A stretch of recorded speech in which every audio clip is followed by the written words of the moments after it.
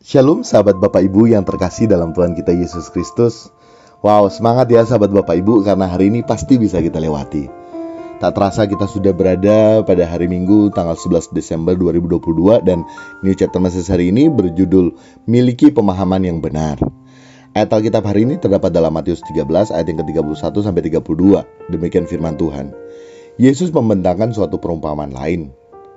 Yesus membentangkan suatu perumpamaan lain lagi kepada mereka, katanya, hal kerajaan sorga itu seumpama biji sesawi yang diambil dan ditaburkan orang di ladangnya.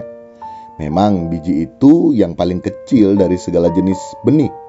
Tetapi apabila sudah tumbuh, sesawi itu lebih besar daripada sayuran yang lain, bahkan menjadi pohon sehingga burung-burung di udara datang bersarang pada cabang-cabangnya. Sahabat Bapak Ibu, dalam kita membaca Alkitab kita harus memiliki pemahaman yang benar ya. Kita harus membaca kebenaran Alkitab secara jujur. Jujur di sini maksudnya kita ini seperti gelas kosong yang baru akan diisi oleh air yang murni. Gelas tersebut tidak boleh kotor. Gelas tersebut pula tidak boleh ada sisa air atau apapun yang kotor pada gelas tersebut. Apabila gelas tersebut yang masih kotor ya dipaksakan untuk diisi air yang murni, kemudian akan dikonsumsi oleh manusia, maka akan berdampak buruk sahabat Bapak Ibu. Maka akan tercampur air yang murni dengan kotoran tadi di gelas tersebut. Bisa-bisa jadi sakit perut dalam saat kita meminum air yang murni di gelas yang kotor tersebut ya. Kita juga demikian loh sahabat Bapak Ibu. Saat kita membaca Alkitab, maka kita seperti gelas tadi. Kita tidak boleh memiliki suatu pandangan yang menurut kita itu sudah benar dalam menafsirkan ayat-ayat Alkitab. Apabila kita sudah memiliki suatu pandangan tertentu, maka kita membaca Alkitab yang pertama akan pilih-pilih ayat Alkitab yang akan kita baca. Kedua, ayat Alkitab yang dibaca hanya untuk memperkuat pandangan yang sudah mengeras di pikiran kita. Sehingga tidak sedikit orang Kristen yang memiliki pandangan yang keliru terhadap makna dari kebenaran dalam Alkitab.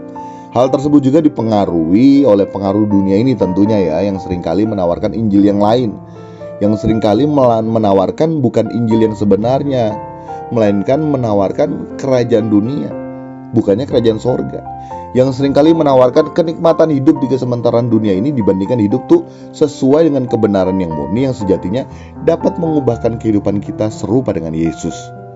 Seperti halnya perumpamaan tentang biji sesawi sahabat Bapak Ibu.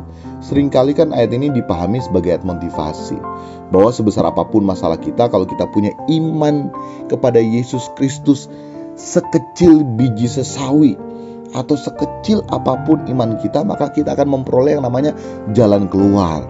Kita akan memperoleh kemenangan atas setiap pergumulan dalam hidup kita. Dan semuanya senantiasa berkaitan dengan masalah kefanaan belaka, masalah-masalah lahiriah kita. Nah, ini yang tidak tepat ya.